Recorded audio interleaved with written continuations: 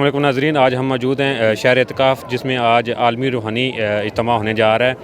और यहाँ पर पाकिस्तान से लेकर बैरूनी ममालिक से भी लोग इसमें आज शिरकत करेंगे। तो यहाँ पर एक मुतकिफ़ भाई हैं, उनसे राय लेते हैं। अस्सलाम वालेकुम। वालेकुम सलाम।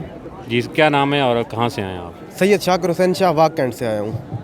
अच्छा सर, ये बताएं कि आप वाक कैंट में भी लोकली सतह पर भी किसी भी जो है इस इज्तिमा कैसा बन सकते थे, आप इसी इज्तिमा को आपने क्यों फ़ौक़ियत दी और यहाँ क्यों आए? ये जो इत्काफ़ होता है, साल भर बाद एक मेला लगता है, ये एक दिलों का जंग उतारने के लिए होता है।